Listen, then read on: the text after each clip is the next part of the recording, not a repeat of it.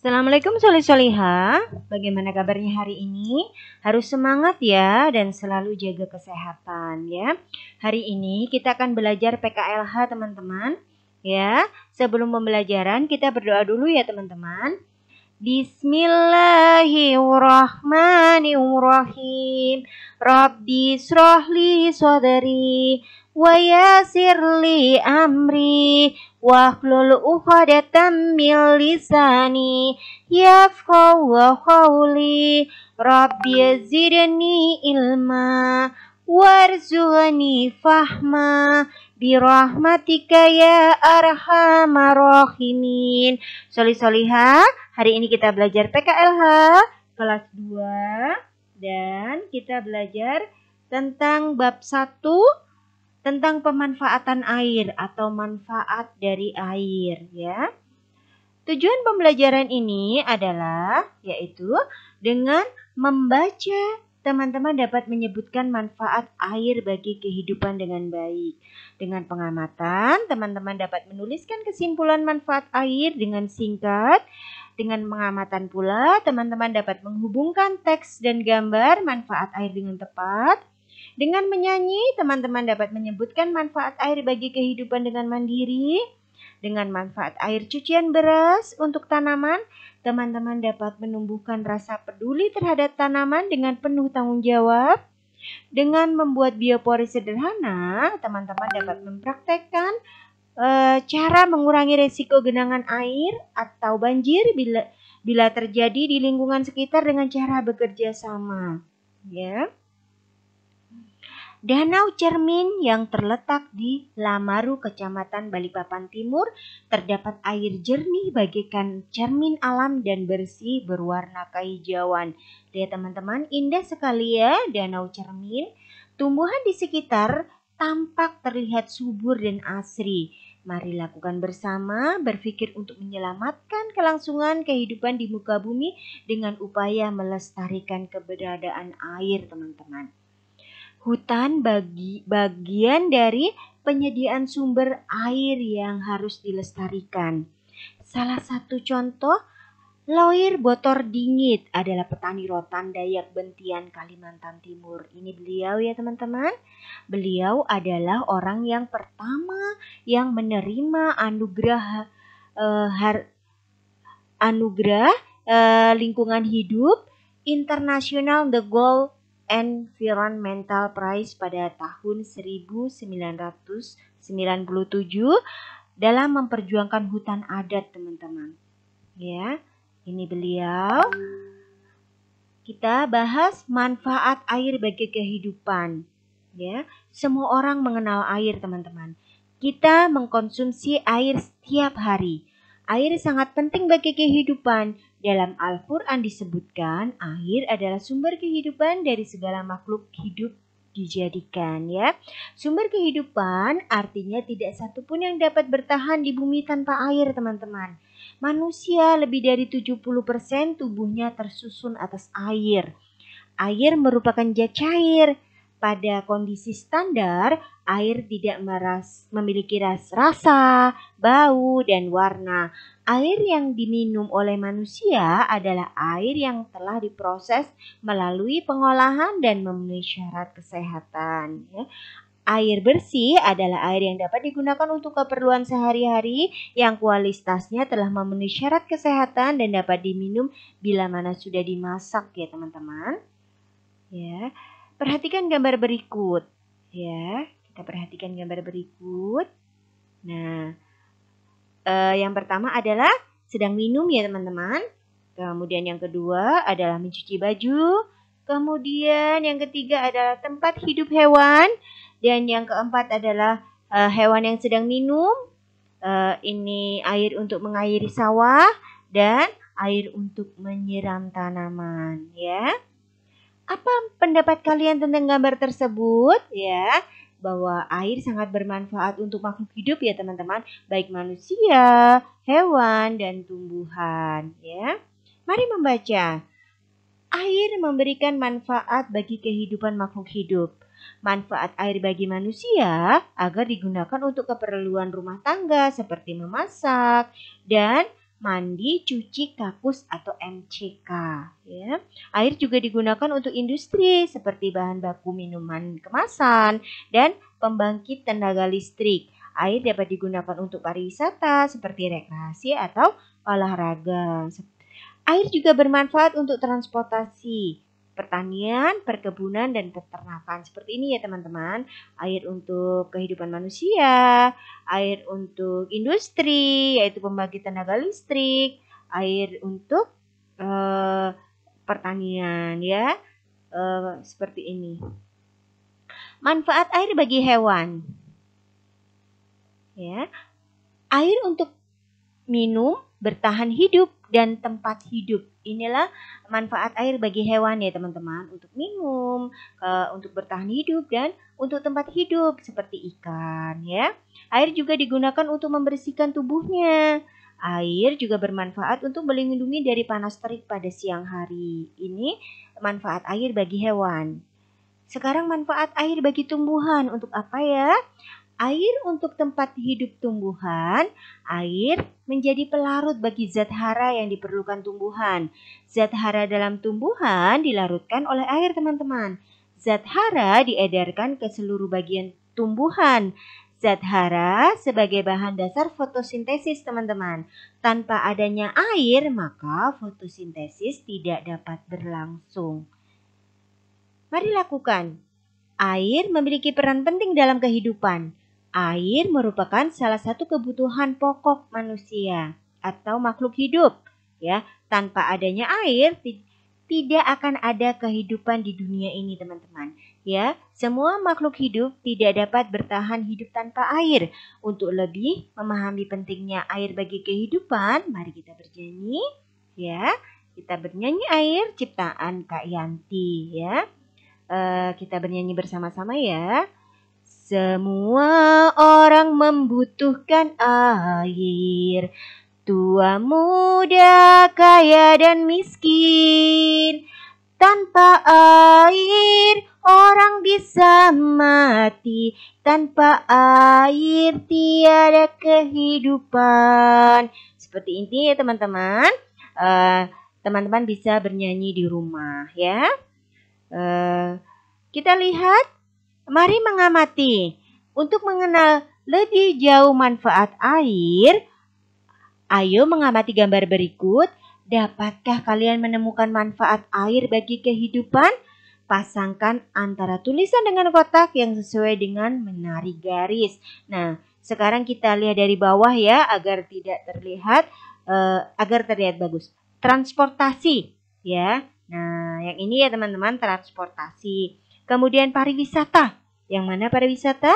Ya, ini di waterboom itu merupakan pariwisata. Untuk industri adalah pembangkit tenaga air, kemudian MCK untuk mandi, perkebunan untuk kebun teh, pertanian untuk sawah, dan kesehatan adalah untuk minum agar kita selalu sehat ya teman-teman. Amati gambar berikut. Temukan gambar yang memanfaatkan air untuk sarana olahraga. Ternyata air bisa digunakan untuk sarana olahraga ya teman-teman. Beri tanda centang pada lingkaran di bawah ini yang sesuai ya. Beri tanda X pada gambar yang tidak sesuai. Nah, yang pertama adalah arum jeram. Arum jeram sesuai ya teman-teman. Kita centang. Kemudian banana boat. Bukan ya teman, ini untuk berwisata. Kemudian berenang merupakan olahraga, dan naik perahu bebek bukan ya teman-teman, karena ini untuk berwisata. Kemudian berselancar merupakan olahraga. Main hujan bukan ya teman-teman. Kemudian voli pantai atau voli air juga merupakan olahraga, dan dayung merupakan olahraga ya.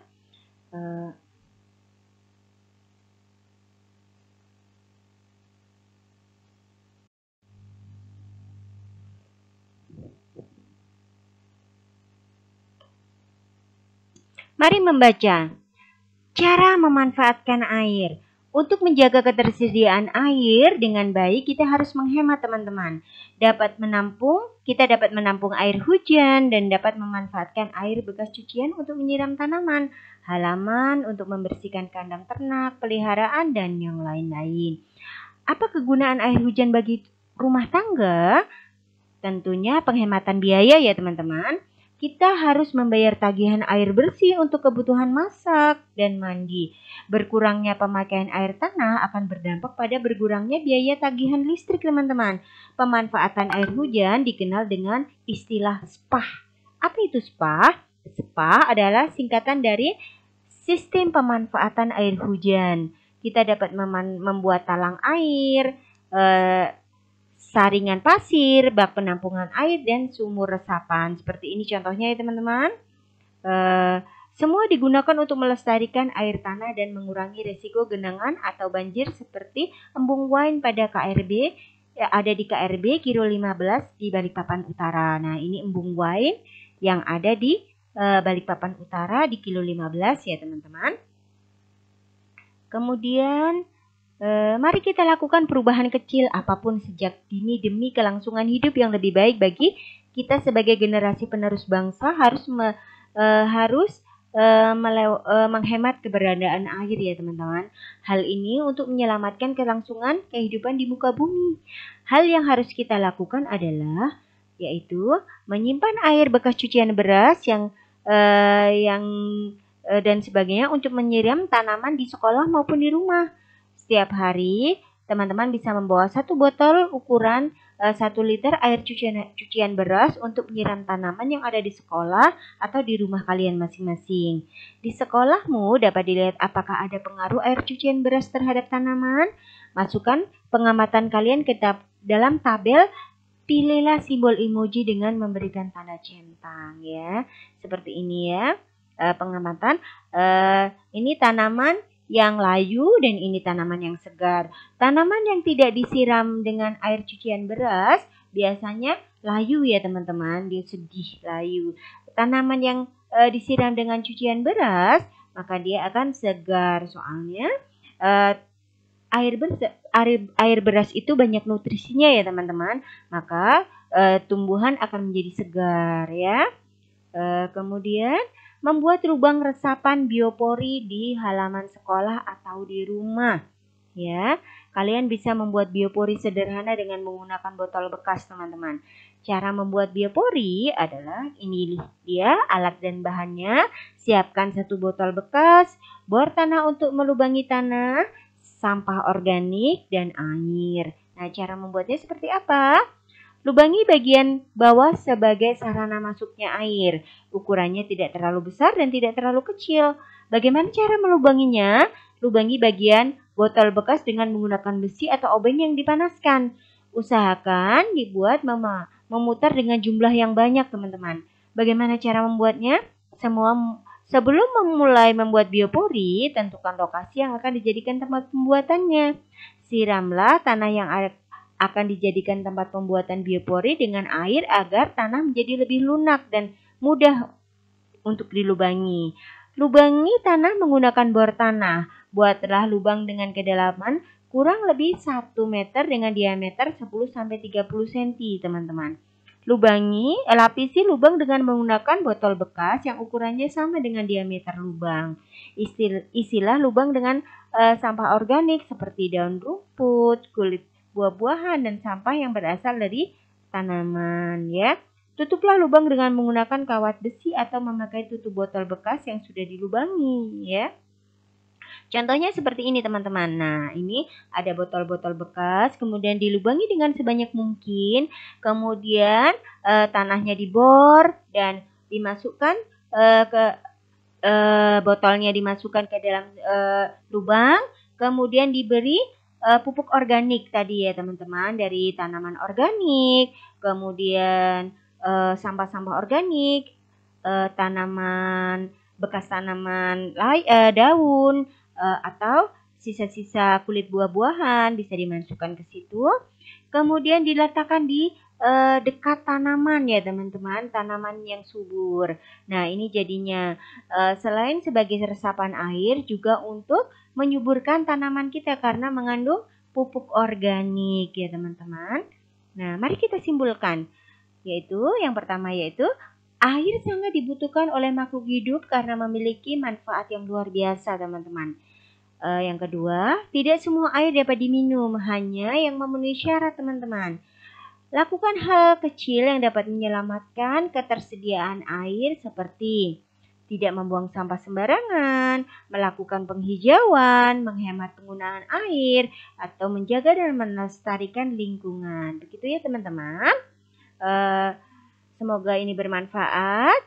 Jangan lupa jaga protokol kesehatan, selalu gunakan masker, cuci tangan selalu, hindari kerumunan, dan usahakan tidak untuk keluar rumah ya teman-teman. Kita akhiri dengan ucapan hamdalah. Alhamdulillahi Rabbil Alamin. Kita tutup dengan istighfar 3 kali. Astaghfirullahaladzim. Astaghfirullahaladzim. Astaghfirullahaladzim. Kita tutup dengan doa kafaratul majelis. Subhanakallahumma wa bihamdika asyhadu alla ilaha illa anta astaghfiruka wa atubu ilaik. Assalamualaikum warahmatullahi wabarakatuh.